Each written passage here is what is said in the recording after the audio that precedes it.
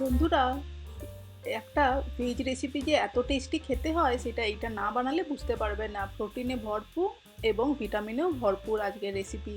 এর জন্য অনেক ধরনের আমি এখানে সবজি নিয়েছি। ব্রোকলি, ভিন্ডি, বিনস, একটুখানি কুঁদলি, বেগুন, কুমড়ো, আলু, এই নানান ধরনের সবজি দিয়ে আজকের রেসিপি। পেঁয়াজ কুচি, আদা, রসুন, টমেটো আর কাঁচা লঙ্কাও নিয়ে নিয়েছি এখানে। আর নিয়ে নিয়েছি এখানে 2 মুঠো সয়াবিনটাকে গরম জলে ভিজিয়ে জলটা ছেঁকে রেখে দিয়েছি। নিয়ে নিয়েছি এখানে 2 চামচ মতন মুসুর ডাল বাটা। নর্মাল মুসুর ডাল ভিজিয়ে বেটে নিয়েছি। এখানে নিয়ে নিয়েছি পেঁয়াজ আর টমেটোটাকে ভালো করে পেস্ট করে নিয়েছি। এখানে আদা, রসুন আর কাঁচা লঙ্কাটাও ভালো করে বেটে নিয়েছি। বেশ ঝাল ঝাল হবে।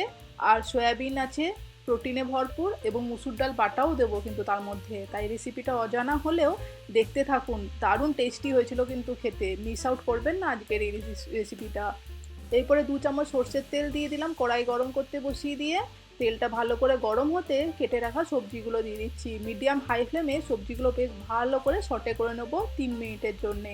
হাই ফ্লেমে করলে সবজি থেকে জল বেরোবে না এবং তাড়াতাড়ি কিন্তু কাঁচা ভাবটাও চলে যাবে। তাই হাই ফ্লেমে সবজিগুলো সটে করে নিতে হবে। আর এর মধ্যে কিন্তু কোনো মশলা ব্যবহার করবেন না, জল বেরিয়ে আসতে পারে। নুন ছাড়া বা হলুদ ছাড়াই সটে করে নিচ্ছি। একটা ইউনিক ট্রিক দেখাবো আজকের এই রেসিপিটাতে, মুসুর ডালটা কীরকমভাবে ব্যবহার করছি। তাতে কিন্তু খেতে অনেক টেস্টি হয়, এবং যেহেতু সয়াবিন এবং মিক্সড সবজি দিচ্ছি তাই খেতে কিন্তু একদম হেলদিও হবে। তাই এই রেসিপিটা অবশ্যই ট্রাই করবেন। রুটি কিংবা ভাতের সঙ্গে সবের সঙ্গে খেতে পারেন। সবজি সটে করে একটা পাত্রের মধ্যে তুলে রেখে দিচ্ছি।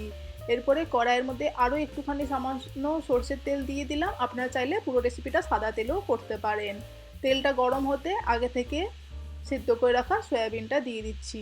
সয়াবিনটাকে দিয়েও ভালো করে মিডিয়াম হাই ফ্লেমে আবারও 2 মিনিটের জন্য একটু ভেজে নেব। সয়াবিনটা এরকম ভেজে নিলে একটা অন্যরকমই ফ্লেভার এবং টেস্ট আসে।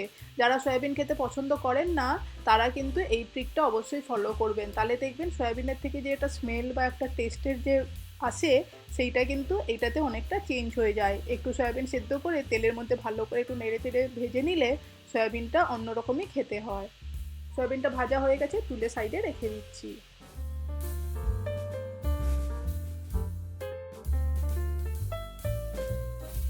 সামান্য আর একটু সর্ষের তেল দিয়ে দিলাম।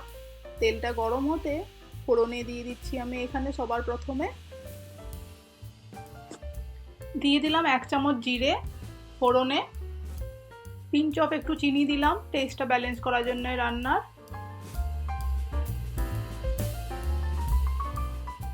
এরপরে দিয়ে দিচ্ছি রসুন, কাঁচা লঙ্কা, আদার যে পেস্টটা বানিয়েছিলাম সেই পেস্টটাকে দিয়ে জন্যে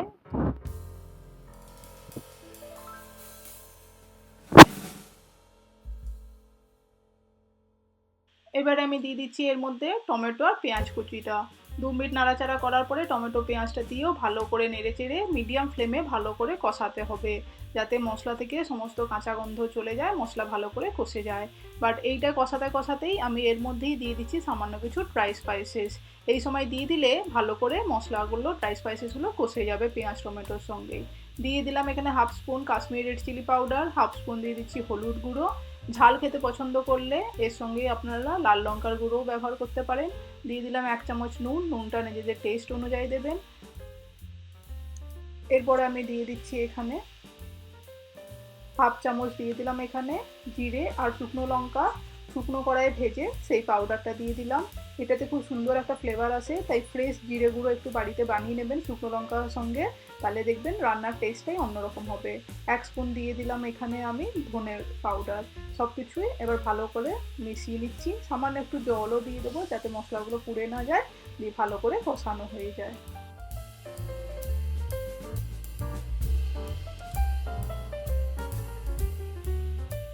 মিনিট 2 পরে মশলা মোটামুটি কষে গেছে, অয়েল রিলিজ করে এসছে, কালারটাও চেঞ্জ হয়ে গেছে, দেখে বোঝা যাচ্ছে। এই সময় দিয়ে দিচ্ছি বেটে রাখা মুসুর ডালটা। আমি এখানে 2 চামচ ভর্তি করে মুসুর ডাল বাটা দিয়ে দিচ্ছি। মুসুর ডাল বাটার সঙ্গে কিন্তু কিছু মেশানো নেই, জাস্ট প্লেন মুসুর ডাল বাটা এটা। একদম সেটাকে দিয়ে ভালো করে নেড়ে চেড়ে মিক্স করব আর এটাকে কষিয়ে নেব যাতে কাঁচা টেস্টটা চলে যায়। মুসুর ডালটা এরকমভাবে একবার অবশ্যই রেসিপিতে ট্রাই করে দেখবেন, একটা অন্যরকমই ফ্লেভার এবং টেস্ট আনবে।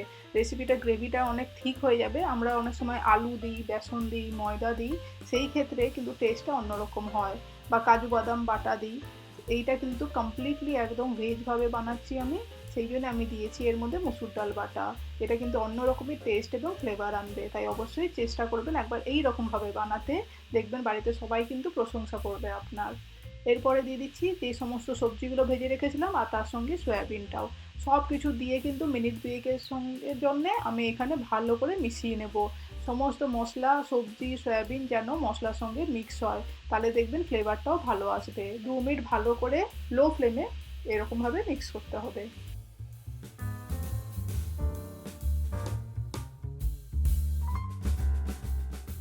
দিয়ে দিচ্ছি এখানে হাফ কাপ উষ্ণ গরম জল। রেসিপিতে চেষ্টা করবেন উষ্ণ গরম জল ব্যবহার করতে, রান্না কুকিং প্রসেসটা বন্ধ হয় না এবং রান্নাটা তাড়াতাড়ি হয়েও যায়। সব কিছু মিক্স করে আরও হাফ কাপ উষ্ণ গরম জল দিয়ে দিলাম।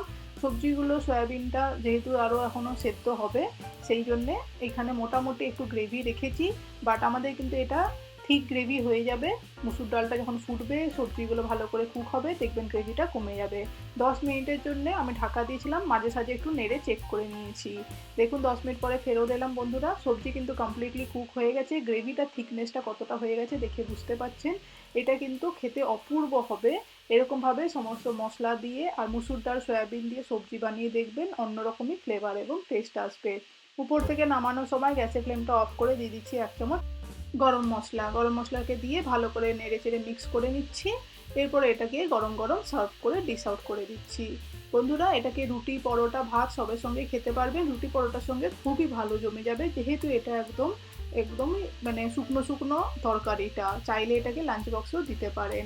এই রেসিপিটা একদম অন্যরকমই বানিয়ে দেখালাম, আশা করি একরকম অজানা একটা রেসিপি আপনাদের ভালো লেগে থাকবে। যদি ভালো লাগে অবশ্যই কিন্তু ফ্রেন্ডস ফ্যামিলিকে শেয়ার করে দেবেন, তাহলে দেখবেন সবাই আপনার প্রশংসাও করবে আর বাড়িতে খাওয়াবেন সবাইকে। আপনাদের কেমন লাগলো অবশ্যই কমেন্ট করে জানাবেন, আমাকে সাপোর্ট করবেন, পাশে থাকবেন। এরকম নতুন মজার রেসিপি নিয়ে আমি আবারও ফেরত আসবো সবার সঙ্গে শেয়ার করতে। ততক্ষণের জন্যে আমার বাকি সমস্ত চ্যানেলে যে প্লেলিস্টে বানানো আছে, শর্টস আপলোড করা আছে, রেসিপি আছে, সেইগুলো আপনারা দেখতে থাকুন।